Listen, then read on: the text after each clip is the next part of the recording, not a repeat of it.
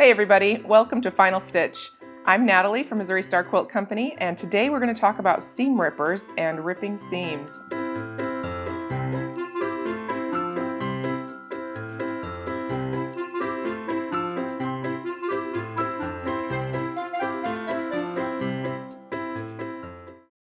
We've received a ton of great questions and we love hearing from you guys. And today I have Liz here with me and she's going to read off some of those questions about seam ripping. Liz, what's our first question? Hi everybody. So today our first question is from Marcia L.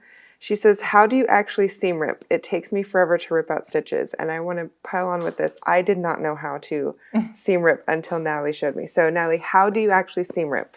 Okay, so first I want to talk about seam rippers in general. There's so many out there on the market, and really you just want to make sure that you have a sharp one. That's the main thing. But you want to make sure it's comfortable, and I'll show you. So my favorite is actually the Clover, just personal favorite. I actually have like 10 of them. I keep them wherever I need to seam rip ever. So this one is great. It stays sharpest the longest, I think.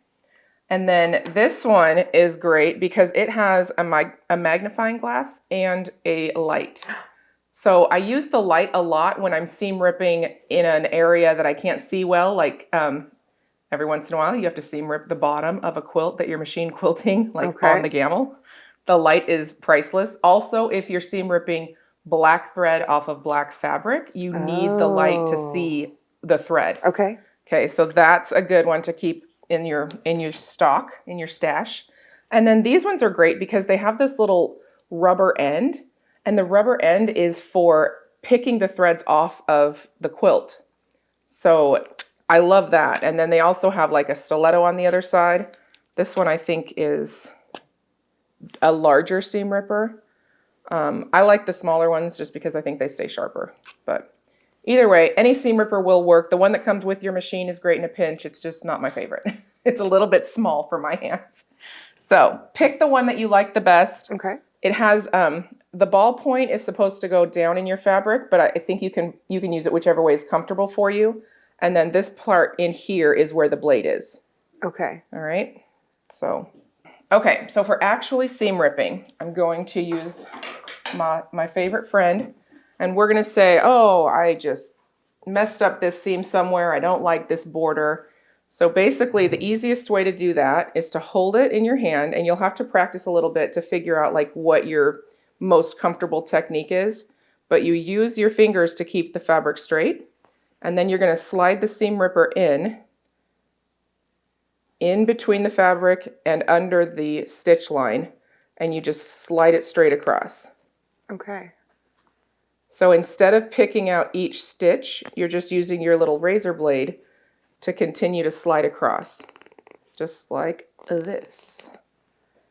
That is so much faster. I did used to pick out each stitch. It does, you will get like a little buildup of thread, like all the little pieces. I don't know. It's like a little, a little tiny stitch pile. Just pull that out and then start again. Because it gets in the way of the blade. So. And you've got the little ball point on the... I prefer it up. Up? Okay. I think technically it's supposed to be down, but I don't know why. Up is just more comfortable for me. Okay. Because I use the point to get in between the threads and in between the fabric. Yeah. So yeah, it's a practice thing because you're holding it and you're sliding the seam ripper in between the fabric, in between your thumb and forefinger. So it's kind of hard to see, but it goes really quick when you get that. Can you show us too a little bit down on the mat so we can get that from the top? Here we go. All right, so we're holding our fabric. There's where the thread starts. And you can use, like, you can do it like this. You can use your third finger, like whichever way is comfortable. You're just trying to hold that fabric and slide the ripper across. Okay. See that?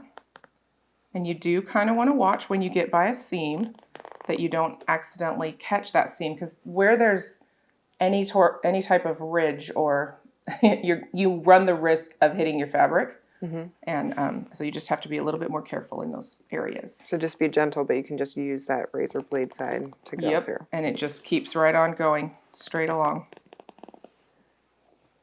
And that works really well too because of the way seams work, right? The way that the threads come together. Can you tell us a little bit about that? Right. So a seam, when you're sewing on your sewing machine, the needle pushes the top thread down and then it loops on a little looper with the bobbin thread. So you have your top seam going like this, and then the bobbin thread comes up and makes like a little loop. So if you, and honestly, this works better when you're pulling out like machine quilting to know that the top thread is a big straight thread and that the bottom thread loops over it. So then you can just cut the little loops and pull that top thread out.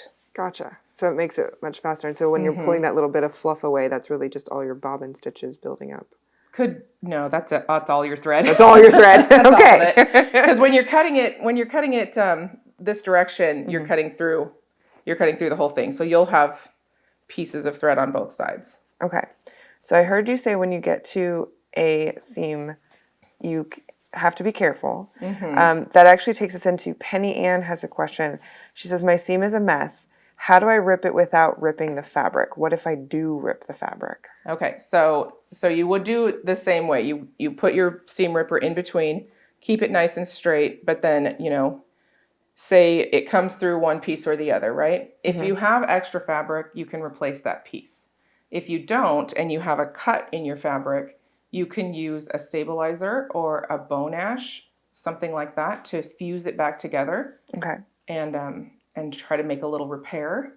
So let's say you were pulling off this border and you got a little hole in it. You don't want to cut a whole new border because you don't have that much fabric. Right. You could repair it with a little bit of... Yes. Okay. So I'll just make a little cut here and show you. Scandalous. I'm going to do it. Oh, look at that. I actually accidentally seam ripped my border. Oh no. Not that big of a deal. It's pretty close to the seam because usually... And I have done this before, just so you know. Nobody's perfect. I've 100% seam ripped right through my fabric. Okay. Not perfect.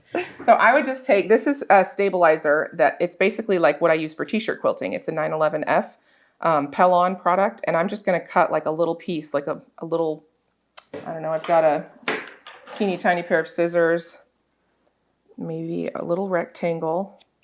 And that's going to go over this rip right here. See this little tear?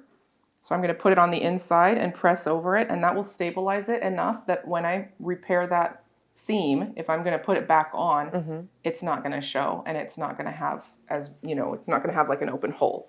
So all you do is hit that with the iron, and it is pretty much good as new. I mean, it's a little bit...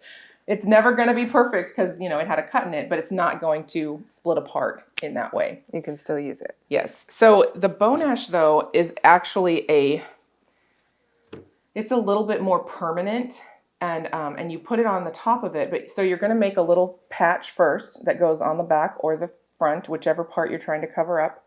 And it fuses the fibers together much more permanently. We have like a little starter kit, and it has these silicone sheets for pressing. It's actually really great, and we've used it several times on the tops of quilts that get... Yeah. Can you show us that a little bit too? Sure. So it has this is what the pad, it actually kind of looks like a spice, so don't put it in your cupboard. Yeah. It's not good in soup. It's not good for popcorn.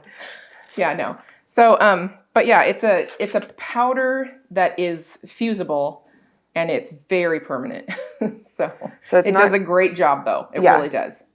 And it's something where you wanted to have the silicone pad, so that's why the starter kit's a good thing to start with. But yes, because you'll use this over and over and over, and then you can just buy refills of the powder. So that is another thing that I would do. I usually use that if I have, so sometimes, very bad quilting mistake, sometimes you start your gamel without a bobbin, and it will just put the whole needle head through the quilt, and you'll get a big hole. Okay. So in that case, then you would want to create a little patch that you can put underneath that top fabric and then put the Bo-Nash on top of it. And it makes the fibers look like they are just fused together. They meld together a lot better. So it's a good thing for holes and kind of bigger areas. Okay. Yeah. Yep. And if you don't have access to the inside of something. Gotcha. So, I mean, it works great if you do too. It's not, it's not a one trick. It's great. So. Awesome. Okay. So I hope that helps. Yeah, I think so. So speaking of the quilting pattern, let's say you were quilting on your gamma or on your long arm, or even machine quilting at home and you got that pattern in. Lori says, I don't like the quilting pattern. Can I pick it out with the seam ripper? You can. It's a little bit time consuming, but it sometimes is worth it. Sometimes you have really bad tension. Sometimes you got the wrong pattern, the wrong color, the wrong size. Hopefully you catch it before you have to do the entire quilt, but I have done that before too. So you are never alone. Everyone has made these mistakes. All right. So this is one of those things that can be made much easier and much faster with knowing which direction to pull and pulling on the top thread. Okay. And you can do this. So when I say top thread, it's whichever thread is on the top of the quilt because you can actually do it from either side. It doesn't really matter because the stitch is a loop. Whichever side you pull from will pull straight, and then you're going to cut those little loops underneath that thread. Okay. So what I would do is find an edge, and I'm going to start right down here. I'm just going to pick that thread up, and if you go one or two threads from the end, then you can find that and just pull it up. And often it will be loose enough that you can pull a couple of stitches. Okay. When it stops being easy to pull, that's when you'll cut, and then you can pull again and use your seam ripper to cut again. And you're pull. not cutting the one you're holding. I'm not cutting the one I'm holding. I'm cutting the loop that pulls underneath. So I don't know how well you can see that. So you're pulling can you see how it pulls up the loop? And then you're either going to cut it or you're going to pull it out because it will do either way. You don't have to work super hard at it. It's just very time consuming.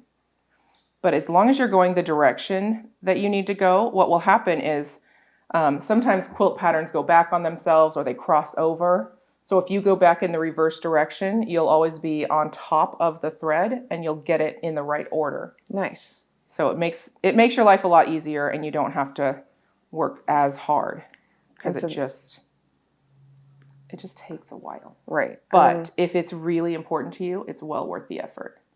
You got to do it. So it makes sense for your brain, right? Yes, exactly. So when you flip that to the back as you've been cutting, you've got little... So you're actually not going to have as much on the back because you're pulling everything through the back to the front. And that's where this cool little rubberized end comes through because you can use it to pull the rest of these tiny little threads out. Oh, that is handy. And then your quilt top is cleared off. Now, these little holes, they'll stay until you wash and dry it or press it with steam. And I would recommend for sure getting your quilt all the way quilted and bound before you wash it, but they will go away. Okay. So it's not as big of a deal to have some holes in your quilt. If you see those needle holes, it'll be okay. Yeah. Yeah. Yeah. Okay. Yep. So I hope that makes sense. It's so much easier than it seems to be. I think it takes some of the fear out of it. Like we always dread the seam ripper, but it's not a big deal. It's actually your friend to help you. Everybody seam rips at some point. And now you know how to do it more easily. I know how to do it more easily. Yep. Do you have any tips while we're looking at that for bulky seams or coming to a point where we make sure we don't? I have a few bulky seams in here. And so what I would do, if I'm picking out, I look at the back of my quilt to see where the seams are and where the action is. You know, what part are you trying to take out? And I start from the last seam first. Does that make sense? So in this case, the last seam I took in this intersection was the one that went across. So I'm going to take that out first, and then I will go into the other ones. So if I'm trying to save a point, the first thing I'm going to do is, and you can actually start in the middle and just pick out the part you need to pick out, fix it, and then put your seam back in. Okay, so you don't have to take off the whole border. You don't have to take out the whole thing if you don't want to. It's not a big deal. And that happens sometimes when I'm trying to match up a point or save a point. I'll just take out that little section and then just kind of readjust and then go back and do it. So you don't have to undo the entire border that you just put in.